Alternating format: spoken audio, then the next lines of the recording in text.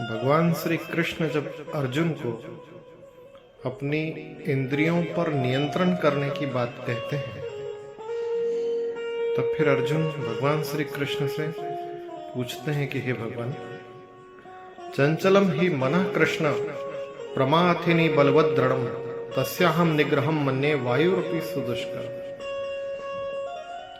ये मन जो बड़ा चंचल है, इसकी गति बड़ी तीव्र है। इसको नियंत्रण में करना यानी वायु के वेग को रोकने के समान दुष्कर कार्य है, अत्यंत दुष्कर। जिस प्रकार वायु के वेग को हम लोग रोक नहीं सकते, ठीक उसी प्रकार मन की गति को भी नहीं रोक सकते। फिर क्या किया गया? भगवान बड़ा सुंदर उत्तर देते हैं अगले श्लोक में। असंशयम ही महाबाहो मनो दुर्निग्रहम चलम अभ्यासेन तो कौन्तेय वैराग्येण च गृह्यति। मन को रोकना, मन को वश में करना तो निश्चय ही बहुत दुष्कर कार्य है, लेकिन इसको एक पहला साधन है अभ्यास और दूसरा साधन वैराग्य। सबसे पहले हम समझते हैं कि अभ्यास क्या है। जैसे एक बालक चलना सीखता है तो प्रारंभ में क्या होता है, थोड़ी दूर उठता है, चलने का प्रयास करता है, गिर जाता है, फिर पुनः प्रयास करता है, फिर चलता है, फिर गिर जाता है। इस प्रकार वो अनेक बार प्रयास करने के पश्चात एक बार चलना सीख ही जाता है।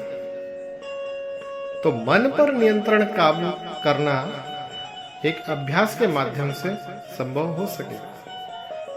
अब यदि बच्चा सोच ले कि मैं बार बार गिर रहा हूं, मैं उठूं ही नहीं, चलूं ही नहीं, तो क्या वो चलना सीख पाएगा? नहीं।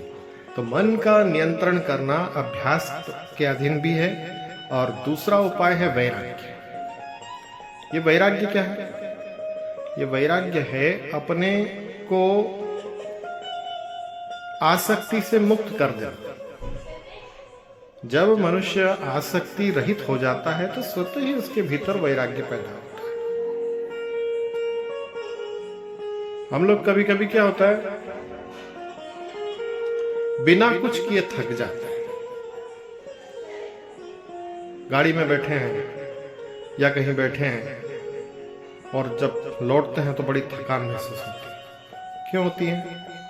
क्योंकि उस समय हमारा शरीर तो कुछ भी काम नहीं कर रहा होता, लेकिन हमारा मन बहुत अधिक परिश्रम कर रहा होता है। मानसिक रूप से हम ज्यादा थक जाते हैं। क्यों? क्योंकि हमारा मन हमारे नियंत्रण में नहीं होता है। इसलिए भगवान श्री कृष्ण अर्जुन को कहते हैं कि अर्जुन, सर्वप्रथम मन को नियंत्रण में कर लो।